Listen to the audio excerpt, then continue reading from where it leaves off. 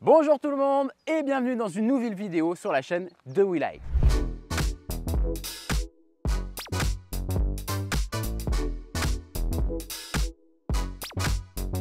Aujourd'hui, vous allez découvrir le témoignage d'Hugo qui habite sur Lyon en appartement et qui roule en voiture électrique depuis plus de 8 ans. Vous allez donc découvrir que habiter en appartement et posséder une voiture électrique, ça peut être compatible, mais vous allez voir à certaines conditions. Avant d'attaquer la vidéo, je voulais déjà tous vous remercier. Vous êtes de plus en plus nombreux à me suivre sur la chaîne de WeLike. Si vous voulez plus de contenu sur la voiture électrique, faites-le moi savoir en vous abonnant à la chaîne, activez la petite cloche et mettez un petit pouce sur la vidéo. Merci. Ça renforce la crédibilité de la chaîne et ça, je vais en avoir besoin pour des futurs projets. Eh bien, c'est parti. Hugo va nous présenter sa voiture.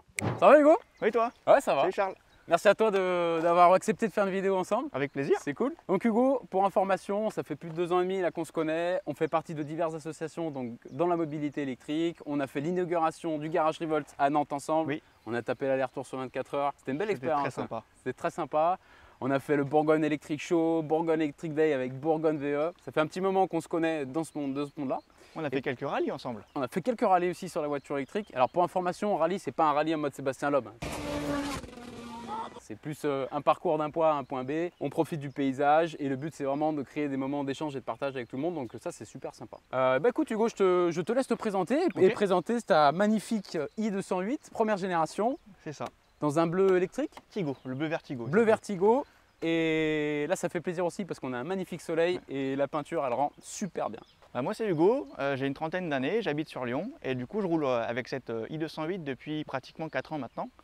Et comme disait Charles, j'ai une spécificité, c'est que j'habite en appartement. Attends, tu roules en appartement en voiture électrique, c'est pas possible. Avec tout ce qu'on entend sur internet, les commentaires, ouais, on peut pas recharger, alors comment tu fais?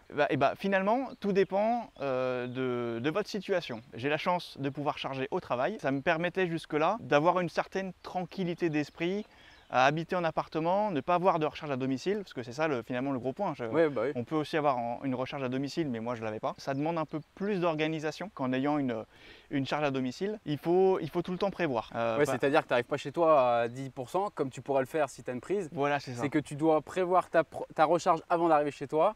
C'est ça. Que tu arrives chez toi à un certain pourcentage pour pouvoir retourner soit au travail ou soit planifier donc ton prochain trajet avec un pourcentage minimum. C'est ça. Et puis il faut savoir que du coup, quand on fait des grands trajets, donc je partais jamais à 100% de chez moi. Ouais. Donc voilà, on n'utilise pas toute la place de la batterie. Pareil au retour, comme il faut garder, comme disait Charles, une petite réserve, on n'utilise pas toute la batterie. Donc voilà, c'est un petit peu contraignant.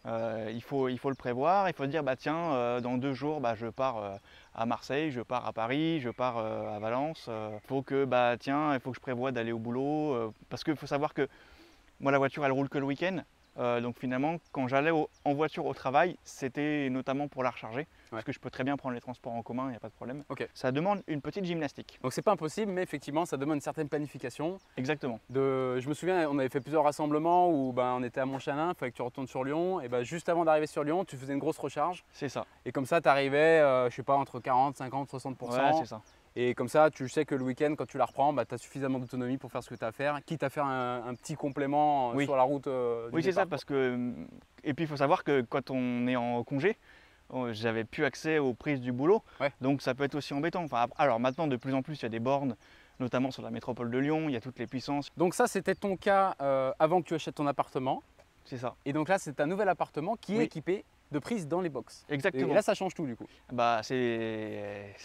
Là, tu as la recharge à domicile. Exactement, ça c'est quand même un vrai plus, parce que c'est un appartement qui est assez récent, qui a 5-6 ans, et ils avaient décidé dès le départ d'équiper tous les box en prise de recharge.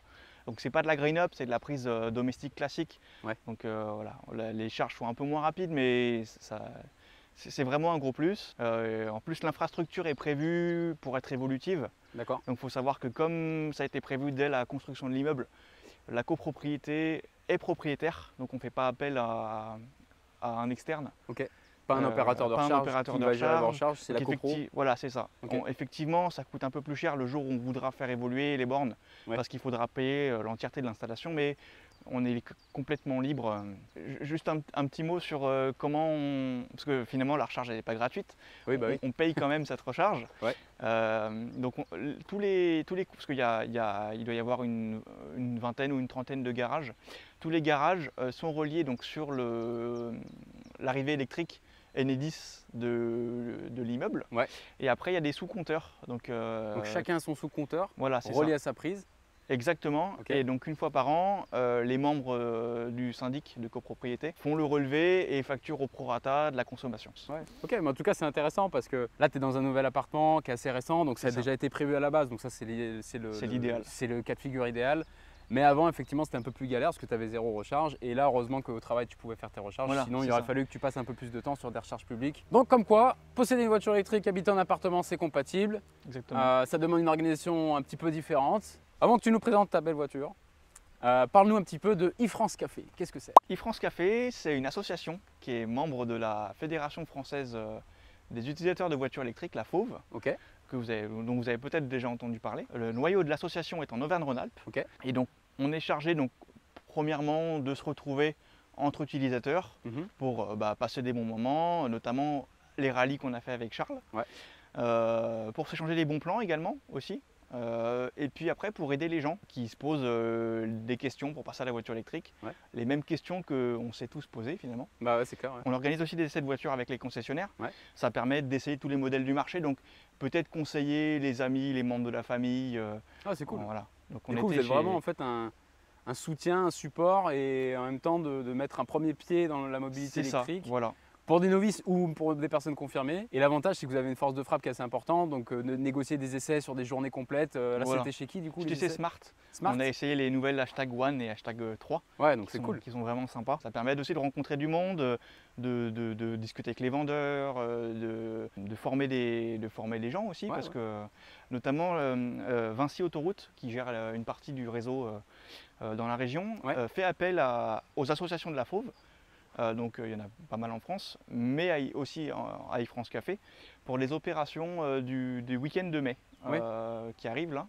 Donc il y a certains membres de notre association qui vont être sur les bornes de recharge, soit le matin, soit l'après-midi, sur un certain nombre d'aires de service, pour faire un peu aiguiller les gens, pour répondre aux questions, gérer un peu le flux aussi de voitures. En fait, ouais, sur ce week-end-là, c'est qu'en gros, tu arrives pour charger ta voiture et vous êtes là en soutien Voilà. pour échanger un peu avec les gens. Parce que c'est vrai qu'on se rend compte qu'aujourd'hui, quand tu passes à la voiture électrique, les gens ne connaissent pas les puissances de recharge. Déjà, tu parles AC, DC, kilowatts, kilowattheure, tu as perdu tout le monde. C'est ça. Et donc là, c'est vrai que du coup, vous êtes vraiment un soutien, un pilier pour justement aider ces personnes à faire les recharges et que ça se passe bien et qu'il y ait un bon retour d'expérience d'utilisateur de voiture C'est électrique. ça.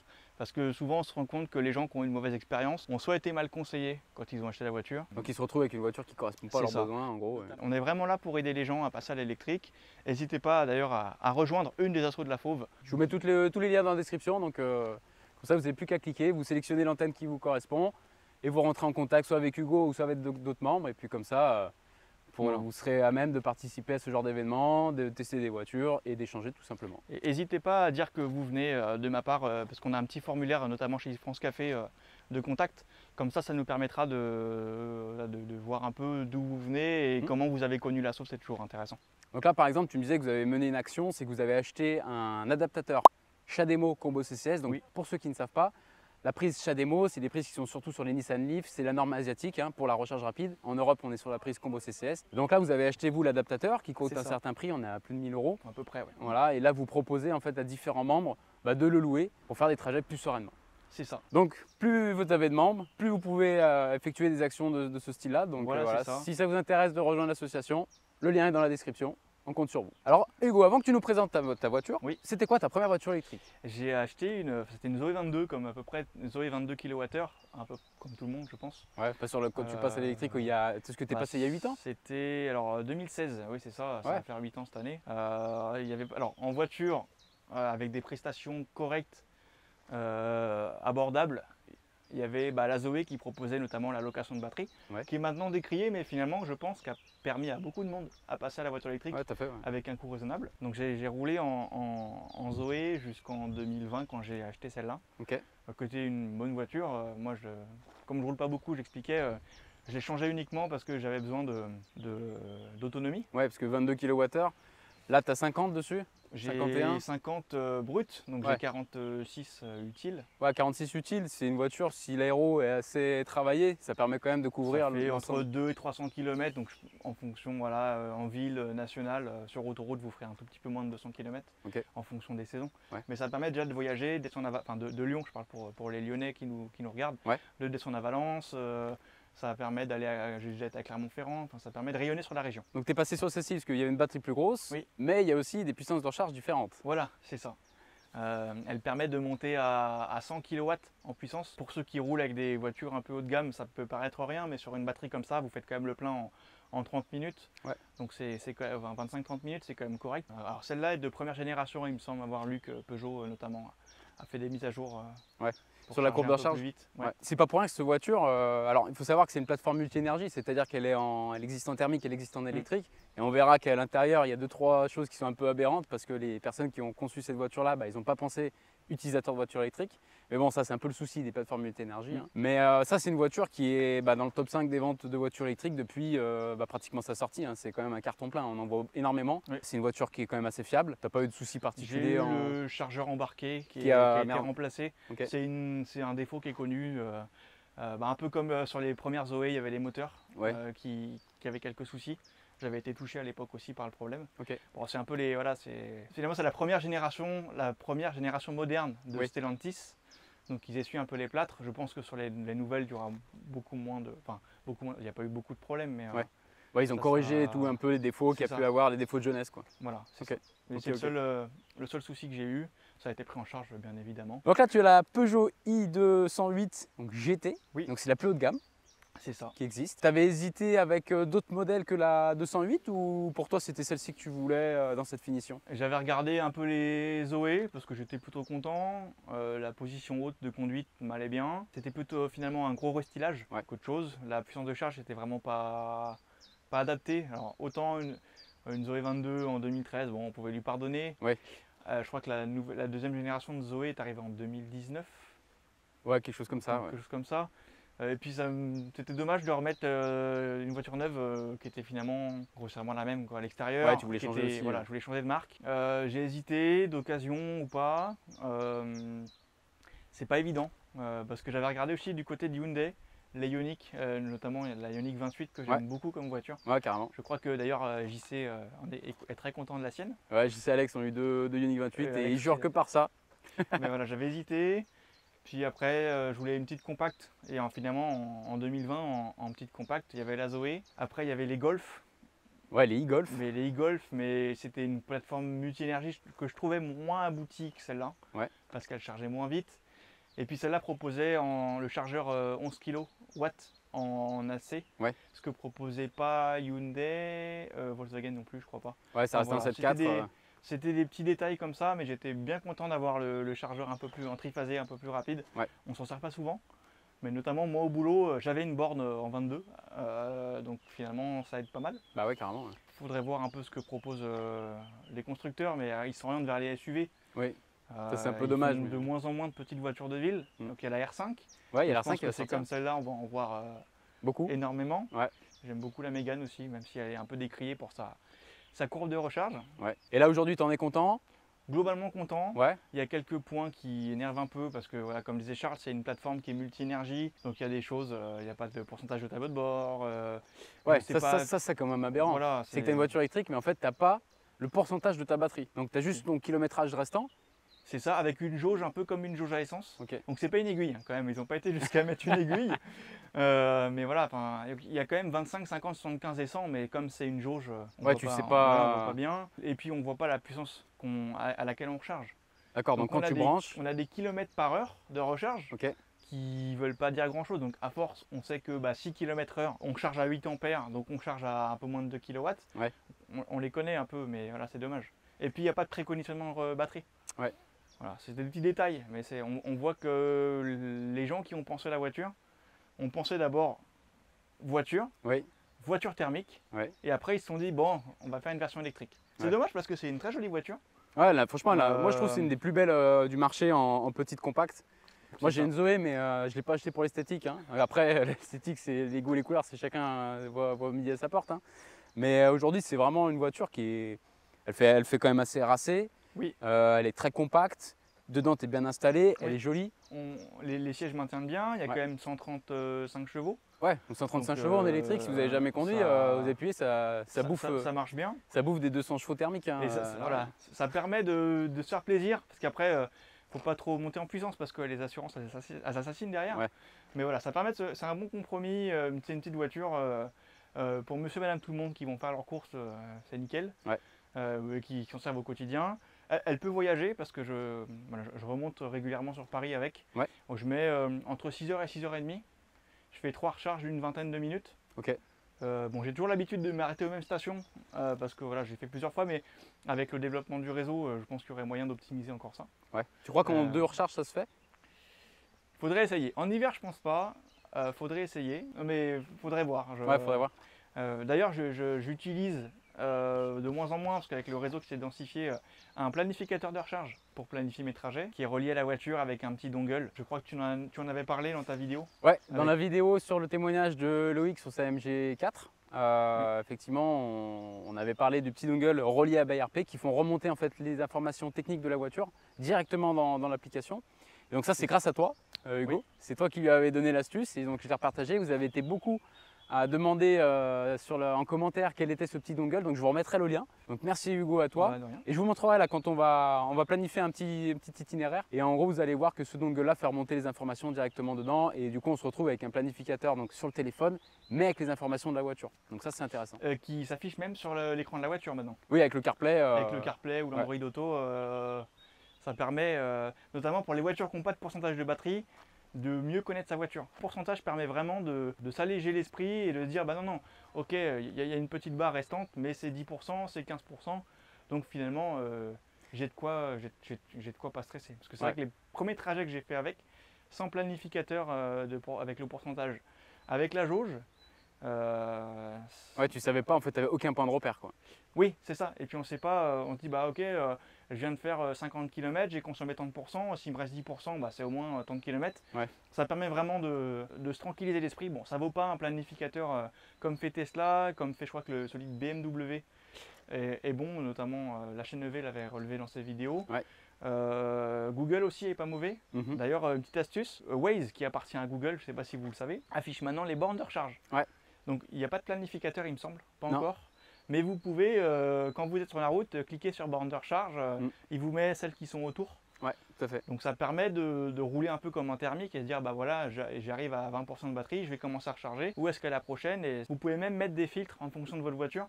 Moi j'ai mis type 2 et combo CCS. Donc c'est pas, je pense qu'un jour ils finiront par sortir le planificateur. Ouais. Donc il y a 8 ans, tu es passé électrique, tu avais des appréhensions? Un peu comme tout le monde finalement. Comment je vais recharger? Est-ce que je vais avoir assez de batterie pour aller au boulot le matin? Alors il faut se remettre dans le contexte de 2016. Oui. Il n'y avait pas autant de bornes de recharge. Ça c'est clair. Il y avait beaucoup de bornes en 22 kW AC. Donc moi la Zoé, alors c'était aussi une des raisons pour laquelle j'avais pris la Zoé. Ouais. C'est qu'elle avait ce chargeur qui permettait de profiter de toutes les bornes. Ouais. Je pouvais même charger en 43 kW en AC. Oui, c'était les rares les voitures. Et il fallait trouver les bornes qui proposaient Oui, du bah, c'était 43 AC. Ikea, Auchan. Ouais. Et le réseau EDF Corridor à l'époque sur les autoroutes, parce qu'ils ont été quand même précurseurs. Je crois qu'ils ont les premières bornes sur autoroute, elles datent de 2015, 2016. Ouais. Les appréhensions, donc voilà, il y avait est-ce que je vais pouvoir recharger facilement, est-ce que je vais pouvoir aller au travail, est-ce que je vais pouvoir recharger. Le contexte était différent, les bornes étaient beaucoup moins nombreuses, il y avait quelques réseaux, mais c'était un peu compliqué. Il y a beaucoup de bornes en recharge accélérée et pas en charge rapide. Ouais. Il n'y avait pas de badge interopérable comme maintenant. Le paiement par carte bleue, on n'y pensait même pas sur les bornes. Ouais, c'est clair. Mais il y avait beaucoup plus l'aspect communautaire. Ouais. Parce que justement, c'est de là d'où sont venues toutes ces associations. Il fallait s'entraider, il fallait trouver les bons plans, il fallait s'aider. Parce qu'au début, moi j'allais chez Renault, ah bon, une Zoé est-ce que ça s'entretient? Je parle de Renault, mais je pense que toutes les marques c'était pareil. Ouais. Les garages découvraient l'électrique. Voilà, c'était différent. Donc là, toi, en 8 ans, tu as vraiment pu voir en fait l'évolution, que ce soit l'évolution des voitures, des spécificités techniques électriques, des puissances de recharge, du réseau de recharge, des moyens de paiement. On se dit 2016, 2024, 8 ans, il n'y a même pas une dizaine d'années qui s'est écoulée. Ouais. c'est fulgurant. Souvent, quand les médias interviewent les gens dans la rue, ils font « Oh, il n'y a pas assez de bornes de recharge ». Ouais. Je suis désolé, je pense actuellement, en tout cas sur autoroute, on doit avoir un des meilleurs réseaux de... Enfin, toi qui as traversé l'Europe Ah bah c'est sûr et certain. on a le meilleur réseau d'Europe de l'Ouest, je Ouais. pense. Aujourd'hui, de toute façon, vous prenez l'autoroute avec une voiture électrique, tous les 50 km, vous avez une borne de recharge rapide. Donc là, aujourd'hui, vous avez limite même pas besoin de planifier. Dès que vous avez une aire de station-service à proximité, vous arrêtez, vous avez des bornes. Donc c'est vrai qu'aujourd'hui, la France, c'est parfait pour ça. Et souvent, les gens ne se rendent pas compte. Oui. Parce qu'ils ne sont pas allés voir ailleurs ce qui se passe. C'est ça. Et quand on a traversé l'Europe, on a fait surtout Portugal, Espagne. Et là, en fait, c'était la France, mais il y a 3-4 ans, quoi. Donc là, on a vraiment pu voir le gap, en fait, l'écart qu'il y a entre différents pays. Donc, comme tu peux le dire et comme tu as pu voir, hein, les évolutions des infrastructures, c'est incroyable. Oui, parce que pour vous donner une petite idée, à l'époque, quand j'habitais Paris, j'ai déménagé sur Lyon. J'avais cette Zoé 22 que j'adorais et que je ne voulais pas vendre. Donc je savais que je pourrais charger au travail.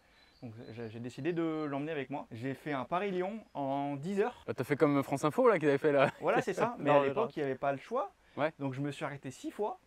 Et encore, j'avais préparé le trajet, j'avais fait des plans A, des plans B, des plans C. Je m'étais dit que sur autoroute, une Zoé 22 kWh, ça faisait 70-80 km maximum. Ouais. Il n'y avait qu'une borne sur autoroute à l'époque, qui était souvent mal indiquée, pleine de toiles d'araignée et placée près des poubelles. Enfin, c'était un peu ça. Ouais. Et il fallait vraiment chercher. J'y m'est déjà arrivé de me tromper et de devoir faire une marche arrière parce que je repartais sur l'autoroute et je m'étais trompé d'entrée sur la station service. Donc voilà. Et je l'ai emmené. Je m'étais dit, celle-là, elle restera à Lyon. Et du coup, je l'ai vendue à Lyon. Et je remonte en TGV parce que finalement, sur un week-end, TGV, c'est quand même plus pratique. Mais voilà, c'était vraiment les gens qui me disent, non, il n'y a pas assez de bornes.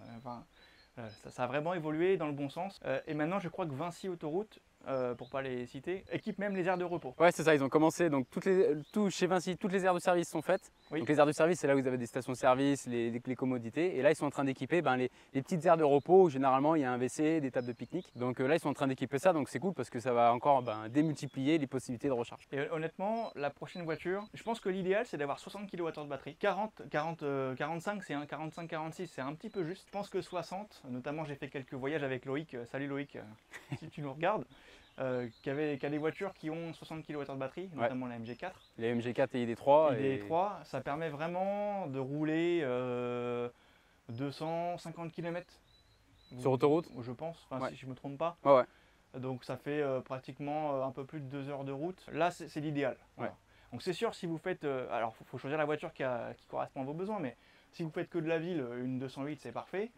Si vous me dites une dizaine ou quinzaine de fois par an, ou par exemple tous les week-ends, je pars 60 kWh, c'est pas mal. Ouais, c'est le bon rapport qualité-prix, les prestations permettent de ne pas être trop contraint. C'est vrai que j'ai dit plusieurs fois dans les vidéos, mais le combo parfait, c'est par exemple le modèle 3, 60 kWh de batterie, une puissance de recharge assez impressionnante.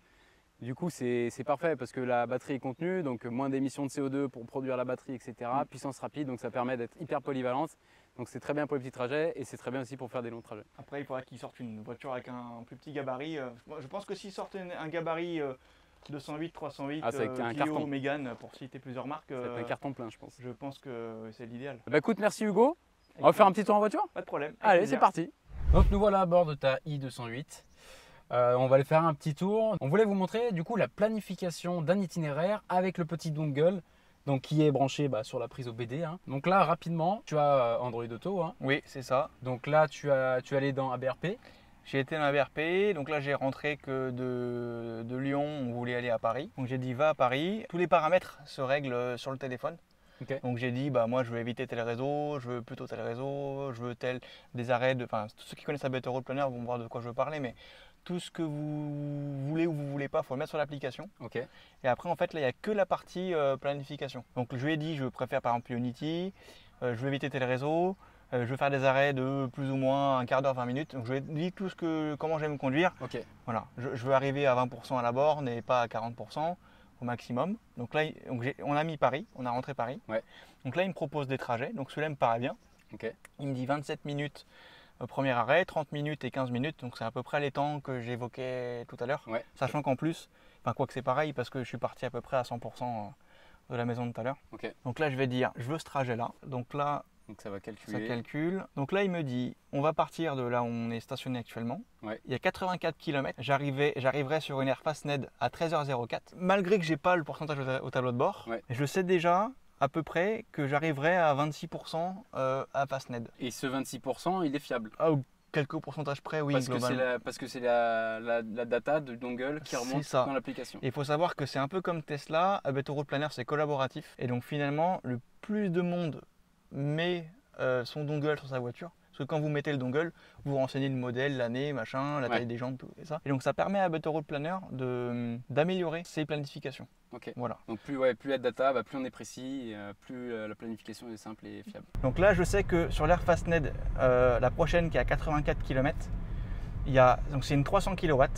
Okay. J'ai une des stèles qui est occupée. Actuellement, j'ai 72% de batterie, le petit éclair vert, le petit. Et j'arriverai à 26% de batterie à la station. Ouais, donc là, tu as vraiment toutes les datas intéressantes et importantes pour planifier tes trajets et d'être plus serein. C'est ça. Et si on regarde à peu près sur l'écran de la voiture, on voit qu'on est à peu près à 70%, donc il est correct, estimé sur la jauge, parce que la jauge, je la connais un petit peu. On sait que les datas sont correctes. Okay, ouais. Et je sais aussi qu'il parle bien avec le dongle, parce qu'il y a le petit logo avec le petit logo Bluetooth connecté en vert. Voilà. Okay. Donc le seul point que j'ai à reprocher avec cette solution avec A Better Route, c'est qu'il se base sur le GPS A Better Route Planner qui n'est pas le meilleur. Ouais. On est loin d'un Maps ou d'un Waze. Ouais, ok, d'accord. Et donc par exemple là, on vient de changer de route de ce qu'il disait. Oui. Il replanifie. Et donc là, on arrivera toujours à 26%. Ouais. Mais il est évolutif. Ouais, donc ça change d'itinéraire en fonction de la route que tu prends. Ouais. C'est ça. Donc ça, je vous mettrai le lien dans la description du petit dongle.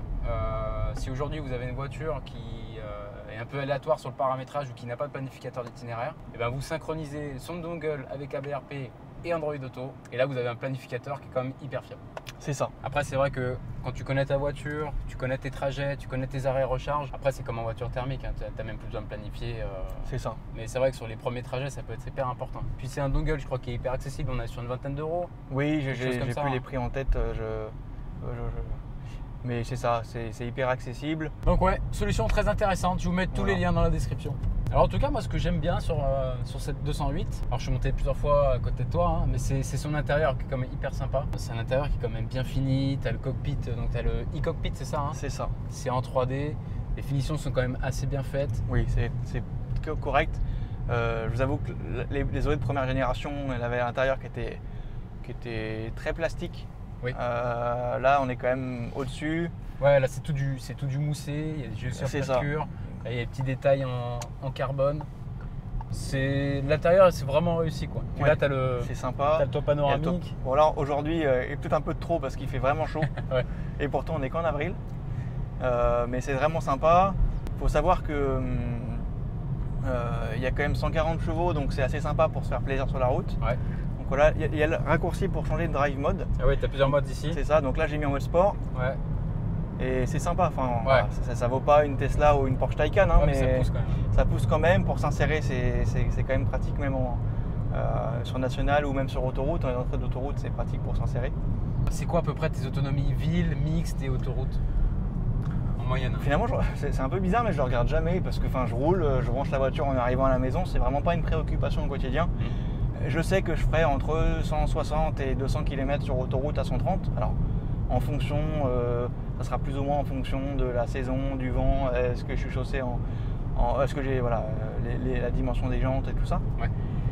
Je dirais que globalement, je fais entre 2 et 300 km. Mais c'est vrai, autant sur la première génération, c'était vraiment une préoccupation. Ouais. Autant maintenant, je roule. Je sais qu'après notre tournage, je rentrais à la maison. Si je dois la brancher, je la brancherai. Si j'ai pas besoin de la brancher, je la brancherai pas. Mais voilà, je dirais autour de 200-300 km. Ok. Ce qui correspond aujourd'hui à 95% des usages c'est ça. De tout le monde. Hein. Après, il faut savoir que j'ai 2 modes de conduite. J'ai 3 modes de conduite, éco, normal et confort. Et sport, pardon. Et après, tu as 2 modes de régène. Et après, j'ai 2 modes de régène. Donc j'ai le drive classique où c'est la régène on le voit ici, hein. normale. Et après, j'ai vraiment, là je suis en mode B, la régène plus forte quand je suis en ville. Là, on sent vraiment qu'elle régène un peu plus fort. Ouais.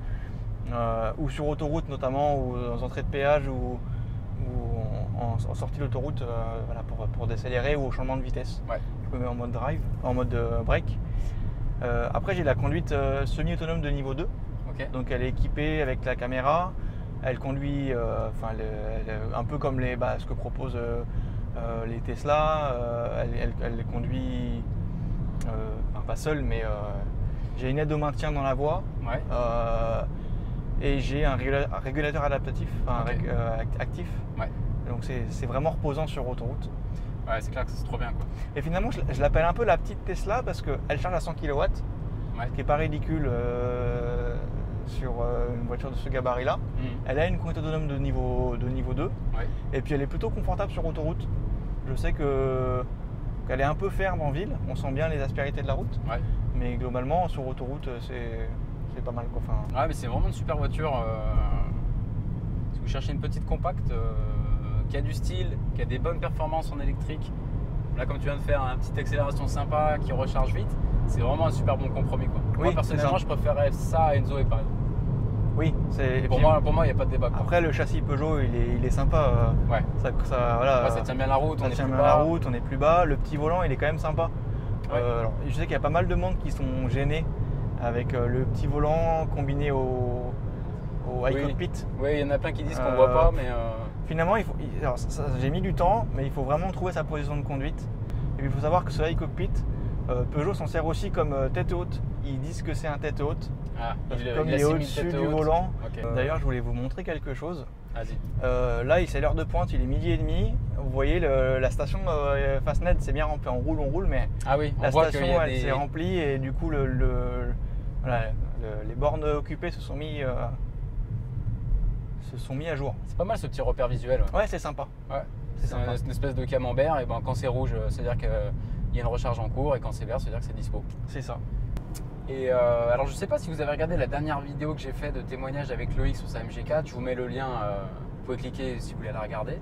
À la fin de cette vidéo, on parle d'efficience. Ça, c'est quelque chose qu'on parle pas beaucoup, mais l'efficience d'une voiture thermique, on est de l'ordre de 25-30%, et l'efficience d'une voiture électrique, on est de l'ordre de 90%. Et ça, c'est toi Hugo qui lui avait apporté un petit peu cette réflexion-là, c'est que en fait c'est hallucinant, quoi, l'écart d'efficience entre les deux moteurs. C'est ça. Vous avez un moteur où c'est super simple. Vous alimentez un moteur électrique avec une batterie, il n'y a rien de plus simple. Et du coup, il y a très peu de déperdition. Il y a très peu de déperdition, exactement. Et d'autre côté, vous avez un moteur, il faut faire exploser l'essence. Donc l'explosion, c'est de la chaleur. Donc vous perdez 70% en chaleur en fait. Mais ce que disait Loïc et ce que je dis aussi, c'est que ce qui est encore pire que ça, c'est que ça veut dire que quand vous faites le plein de votre électrique à 90% de rendement, 90% de l'énergie que vous mettez dans la batterie sert à faire avancer le véhicule. Ouais. Alors que quand vous faites le plein de votre voiture thermique, essence ou diesel, ça veut dire que 70% de l'essence que vous mettez dans votre voiture, elle part en chaleur et en fumée. Donc en fait, sur un plein à 100 €, il y a 70 € qui servent à rien. Pour information, ces 70 €, ils sont taxés à plus de 50%. C'est ça. Et là, j'ai fait un post il n'y a pas longtemps sur Insta où effectivement, souvent, je me fais traiter de pigeon de la Macronie parce que je roule en électrique. Mais en fait, le pigeon, c'est qui? C'est celui qui roule en voiture électrique ou c'est celui qui roule en thermique et qui fait un plein d'essence constitué à 50% de taxes et 70% partant de fumée? Oui. Tu vois, c'est... Après, chacun voit midi à sa porte, hein, mais moi, j'ai rapidement fait les calculs et une des raisons principales pourquoi je suis passé à l'électrique, c'est le côté financier, quoi. Être financier et l'efficience. Eh bien écoute, notre petite vidéo interview Essai de la voiture touche à sa fin. Merci Hugo d'avoir pris le temps de venir de Lyon. Merci Charles de m'avoir reçu. Ouais, je t'en prie, merci à toi, ça fait plaisir, ça fait un petit moment qu'on ne s'était pas vu. Oui, c'est vrai. En plus il fait beau, donc c'était une belle journée. Merci à toi, vidéo très intéressante, jolie voiture, donc félicitations à toi. Donc en tout cas, j'espère que vous avez aimé cette vidéo. Si c'est le cas, faites-le me savoir en vous abonnant donc à la chaîne, activez la petite cloche et un petit pouce bleu. Merci beaucoup. Si vous aussi, vous êtes à proximité de Lyon, que vous avez une voiture électrique ou que vous êtes en réflexion, n'hésitez pas à me contacter. Puis moi, ça sera un grand plaisir de venir faire une vidéo avec vous. Même si vous n'avez pas encore la voiture, faire une vidéo un peu plus style podcast pour voir un petit peu vos appréhensions, les questions, de répondre à tout ça. Donc voilà, n'hésitez pas à me contacter. Je vous mets tous les liens dans la description. Merci à vous, je vous souhaite une très bonne journée et à bientôt pour une prochaine vidéo. Ciao. Au revoir.